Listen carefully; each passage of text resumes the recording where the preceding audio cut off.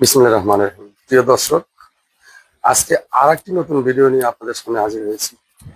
এটা আসলে আমাদের মুসলিম ধর্মে প্রত্যেকটা মানুষেরই হৃদয়ের স্পন্দন, হৃদয়ের কথা, হৃদয়ের ক্রন্দন বলা চলে। আসলে আমরা সবাই মুসলিম, কিন্তু আসলে মুসলিমের প্রত্যেকটা কাজ বা প্রত্যেকটা কথা অনুকরণ করা আমাদের প্রত্যেকটা মানুষেরই দায়িত্ব, কিন্তু আমরা তাও কেউই করে থাকি না। এমনকি আমি বললেও না। আসলে কেন করি না জানেন?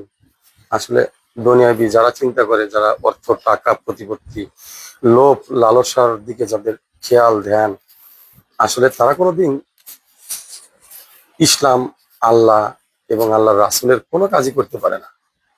দেখেন, আমাদের এলাকায় আমাদের কিশোরগঞ্জ জামিয়া হাফিজিয়া মাদ্রাসা, এই মাদ্রাসাটা বিগত বহুদিন যাবৎ অমেরামত পূর্ণভাবে আমাদের ছাত্র ভাই বোনরা দেখেন কত কষ্টে লেখাপড়া করছে। এখানে একটা কার্পেট নাই, এখানে এদের বসার মতো, থাকার মতো কোনো কোনো সুব্যবস্থা নাই। তবুও বছরের পর বছর এরা কত কষ্টে, কত নির্মম ভাবে আসলে এরা লেখাপড়া করে আসছে। আসলে এটা লেখাপড়া না, এটা আমরা মুসলমান হিসেবে বলতে পারি এটা লেখাপড়া না, এটা হচ্ছে একটা ইসলাম চর্চার একটা মূল কেন্দ্র। কোরআন হচ্ছে ইসলামের একটা বিশাল সংবিধান, যে সংবিধান অস্বীকার করলে তার ইসলামের কোনো স্থান নেই। সেই সংবিধান আসলে অনেক কথাই বলার আছে ইসলাম নিয়ে, আসলে বলতে চাই না। শুধু বলতে চাই, আমরা যারা মুসলিম ভাই এবং বোন আছি তাদের প্রতি একটাই অনুরোধ, একটাই আবদার, একটাই ফরিয়াদ যে ভাই, দুনিয়াবি অনেক কিছুই করেন, কিন্তু কোনো কিছুই আপনার সাথে যাবে না। যখন শেষ গোসলের সময় আপনাকে গোসল করানো হবে, তখন আপনার শরীরের মায় যে সুতাটা ব্যবহার করবেন সেটাও কাটে রেখে দেওয়া হবে। ভাই, আমি আপনাদের সবাইকে বিনীত অনুরোধ জানাবো, খুবই বিনীত অন্তরের অন্তঃস্থল থেকে অনুরোধ জানাবো, ভাই, আমাদের এলাকার এই মাদ্রাসাটাতে আপনারা একবার হলেও ঘুরে এসে দেখবেন। যদিও করণীয় কিছু থাকে ইসলামের জন্য, দয়া করে করবেন। সেটা আমি আপনাকে ভালো বলবো সেটাই নয়, আপনি যা করবেন সেটার জন্য তার ফল হিসেবে আল্লাহ কলম নিয়ে আপনার জন্য অপেক্ষা করতেছে এবং তার ফেরেশতা সহ।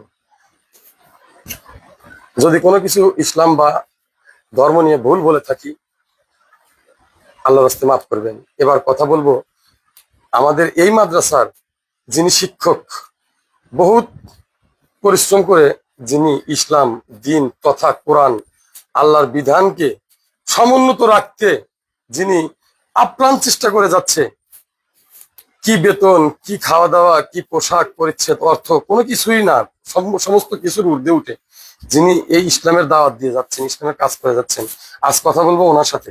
আসসালামু আলাইকুম হুজুর। ওয়ালাইকুম সালাম ওয়া রাহমাতুল্লাহ। আলহামদুলিল্লাহ, কেমন আছেন? আলহামদুলিল্লাহ আলা কুল্লি হাল। আপনি কেমন আছেন ভাই? আলহামদুলিল্লাহ, ভালো আছি। তো হুজুর, তাহলে এখানে কতজন ছাত্র আছে? এখন বর্তমান 25 জন আছেন। 25 জন? জি। আলহামদুলিল্লাহ। এরা তো সবাই কোরআনের মানে ছাত্র, শুধু জি। কোরআনেরই ছাত্র। অনেকে হেফজ শেষ করছেন, অনেকে 10 পারা 20 পারা, আবার অনেকে নাজেরা, মুক্তব, এগুলো সব মিলেই আছে আর কি। হুজুর, আসলে এখানে আমাদের এলাকা ভিত্তিক কি কোনো অনুদান বা সরকারি কোনো অনুদান আপনারা পান, যা দ্বারা আপনারা এই প্রতিষ্ঠানটি চালান? আমাদের সরকারি কোনো অনুদান পাই না, কিন্তু বাজারে যারা ব্যবসা করে ওনারা আমাদের 5 টাকা 10 টাকা করে চাঁদা হিসেবে দেয়, এই তো? হ্যাঁ। তাছাড়া তো কোনো বড় অঙ্কের কোনো টাকা পান না আপনারা? না। প্রিয় দর্শক, আসলে খুবই মর্মান্তিক একটা বিষয় আপনাদের বাস্তব চিত্র তুলে ধরলাম। আমাদের উল্লাপাড়া উপজেলার অন্তর্গত কিশোরগঞ্জ বাজারের নূর জামিয়া হাফিজিয়া মাদ্রাসার চিত্র এটা। সিদ্দিকা হাফিজিয়া মাদ্রাসা। আসসালামু আলাইকুম, ভালো থাকবেন, সুস্থ থাকবেন। পরবর্তী ভিডিওর জন্য।